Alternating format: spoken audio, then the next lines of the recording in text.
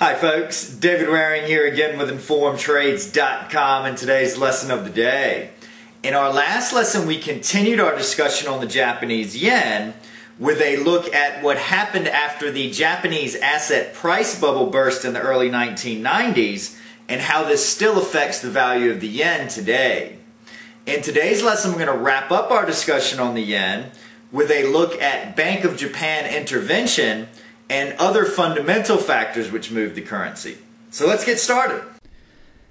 As we touched on in our first lesson in this series, Japan has few natural resources of their own, so they are an economy that relies heavily on imports of natural resources such as oil. This is something to keep in mind when trading the currency, because as Japan imports almost 100% of its oil from overseas, increases and decreases in the price of oil will normally have an effect on the value of the yen. The second thing that is important to keep in mind is that the Japanese economy relies heavily on exports such as cars and electronics to grow their economy.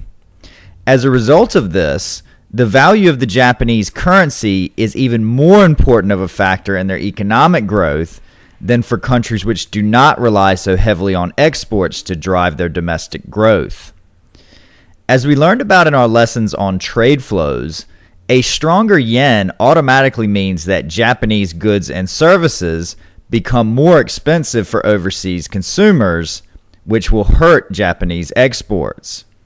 To keep the yen from rising to the point where it would hurt the Japanese economy, the Bank of Japan is therefore notorious for intervening in the foreign exchange markets, which can send the value of the yen plummeting. Below is a graph provided by dailyfx.com, which shows some of the history of Japanese intervention, which as you can see tends to take place around the 100 level in the currency.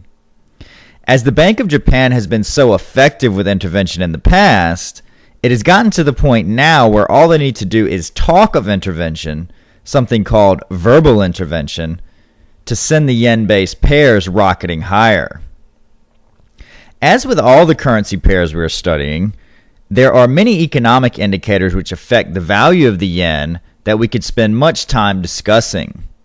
As we have already covered the major indicators for the US in Module 8 of our Basics of Trading course, and as the indicators in Japan are much the same, in the interest of maximizing our learning time, I'm going to point you towards two free sites for more information. The first is www.fxwords.com and their economic indicator page for Japan, the link to which you can find below this video.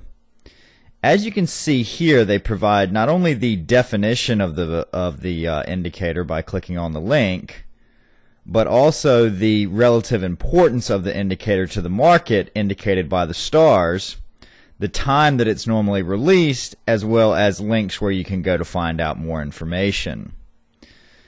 The second is the Global Economic Calendar at dailyfx.com, which you can find by clicking the calendar button at the top of the page.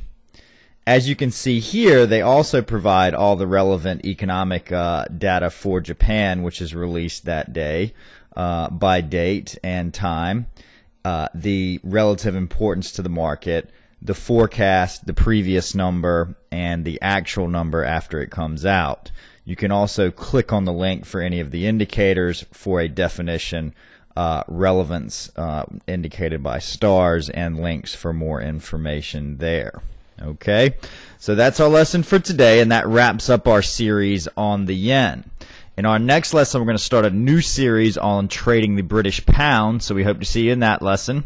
As always, if you have any questions or comments, please feel free to leave them in the comment section below, and good luck with your trading.